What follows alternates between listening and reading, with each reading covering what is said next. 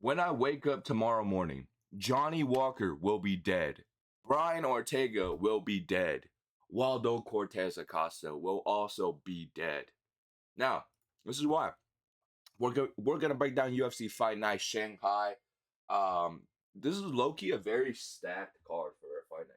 They usually don't try with these. But when you go to China, you're doing an actual stadium, and you actually want to capitalize on the fan base and not just feed Americans fucking Apex slop for, you know, 6 hours. You actually have to try. So the card is pretty stacked, but I don't feel like breaking them down. I'd watch this one though. I am gonna watch. I'm not watching any of these. I'll be asleep.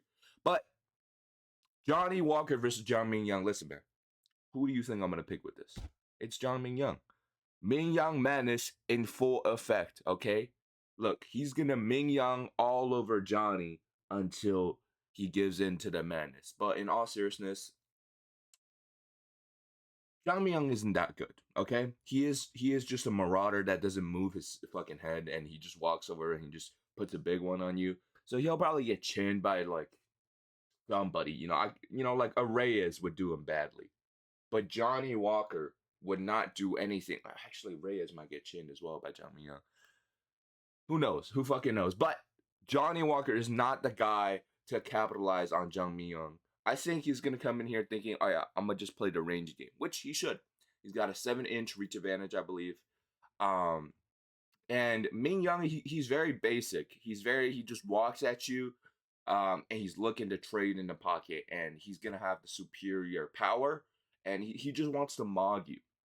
Johnny Walker is a lot more physically gifted, and he has more like surprise power. So he could put a big one on Ming Yang. It's totally possible, but I think John Mian is just gonna like sneeze at him.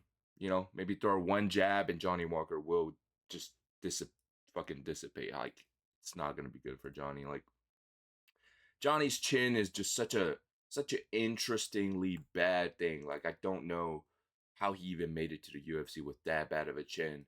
But Jang Myung doesn't have an amazing chin either. Sometimes he takes a shot and he steps back, and he got chinned by that one guy that his name is like Ascar or something. Like, but he faked his way into the UFC. He has like a fake record. He got chinned by him like 8 years ago. So that is very concerning. That's like getting chinned by, like getting TKO'd by Chase Hooper. Like you never want that. Like if you got standing TKO'd by Chase Hooper, it's kind of like, okay, it's 8 years ago, but like damn, bro, really, really that guy. So ultimately, I'm going Jung Mi Young. His pressure is decent, so I'll go round 1 KO. Like this is his home turf. He's gonna want to please the crowd and chin him in one. But moving on, Brian Ortega versus Aljamain Sterling. I was really considering that Ortega pick. I was watching the bedtime MMA pick, and he raised some good points. Ortega does have great cardio. Sterling's cardio has looked sus, but Sterling he has punched himself and gassed himself out by punching Piotr Jan's face and arms. He has done that. But I feel like he would, learn. He learned from that. He literally made that mistake once before, and then in the rematch with Jan, he came out a lot more efficient. And I think he would know to do that here because Ortega he can go for days, right? Ortega could get beat up for 24 minutes and 50 seconds to sub you in the last round. That's who he is as a fighter. I think Sterling knows that. He knows this is 5 rounds. He doesn't like that it's 5 rounds. But I think as long as he doesn't exert himself too much, it should be an easy win considering the weigh-ins. Look at his fucking face. Look at his face in the weigh-ins. Look at this man. Originally, he missed the 45 limit, and then people were saying he's out because nobody fucking checks their sources. And then it became a catchweight fight of 153. This is not the first time this has happened. When he stood up, I can't fucking speak. When he stepped up for UFC 303 when McGregor and Chandler pulled out, he was supposed to fight Diego Lopez on like 15-day short notice. And he fell ill trying to make 45. They made it a 55 fight, and then he got sick again. And then Lopez fought Danny again.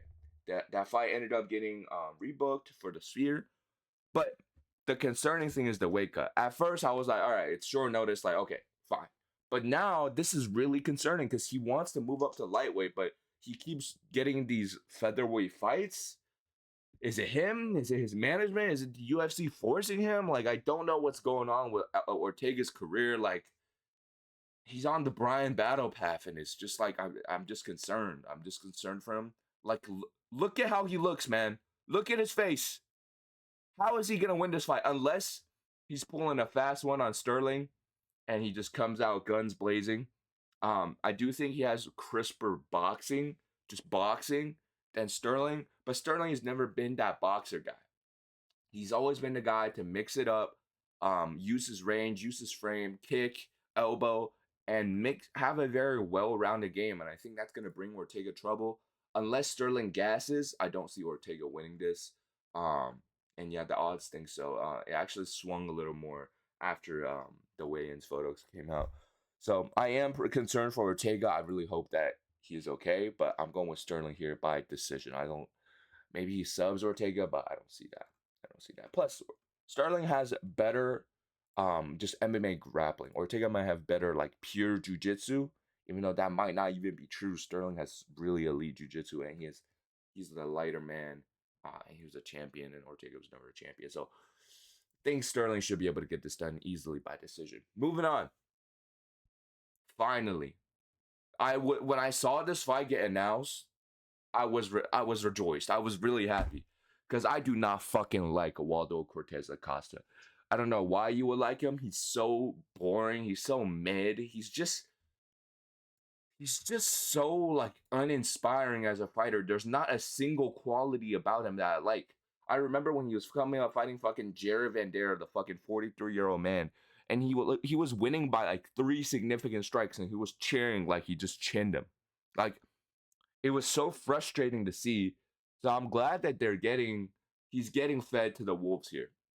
I understand that Pavlovich hasn't looked good in his last 3, but I believe this one will be the difference. Here is why.